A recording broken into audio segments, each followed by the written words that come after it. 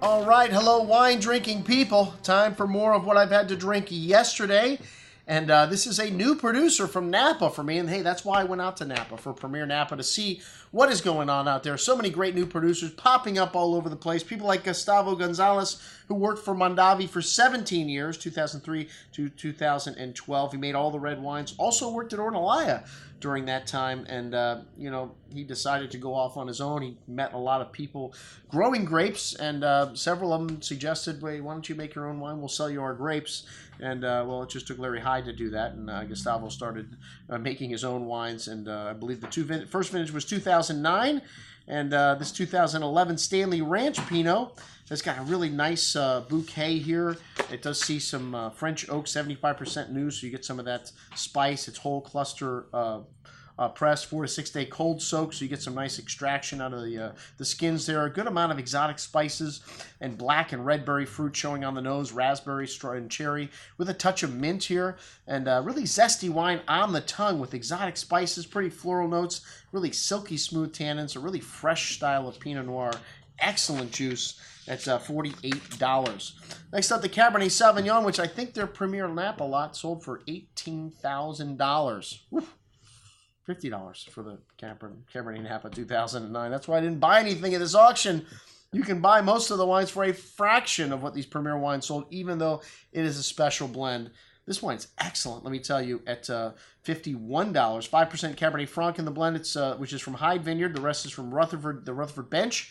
18 months in 65% new French oak, and the grapes go through a 4 day cold soak here. This wine's got a good amount of currant cassis berry fruit on the nose with some dark chocolate. Fairly complex bouquet here as well. Some earthy note, loamy note showing.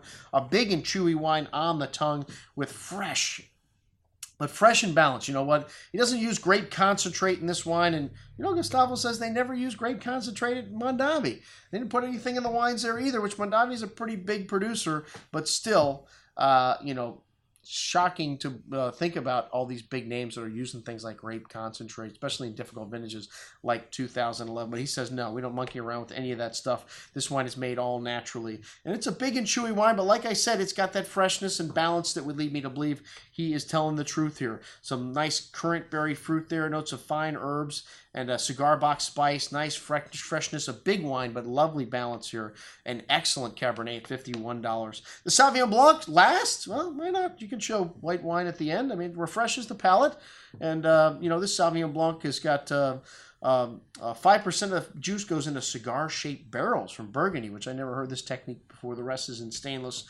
And the fruits from Oakville had kind of a little musky onion skin note to the nose at first, which blew off a little bit, definitely on the second day. And the melon, green, fig, fruit, lemon, citrus. And the symbol on the label was a German for Rune, which stands for the completion of a cycle or a good harvest. And I was cracking on his label a little bit, very simple, but I like simplistic labels. The last thing you want to see is some wacky label that doesn't say anything about the wine. There's no story behind it, and they spent $35,000, to get some guy to make it. But this is very simplistic, very classic style label. And like I said, there's a story behind it.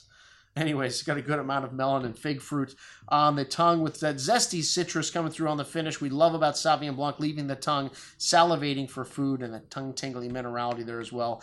Excellent juice at $27. Good job, Gustavo. Everything excellent here on the table this evening.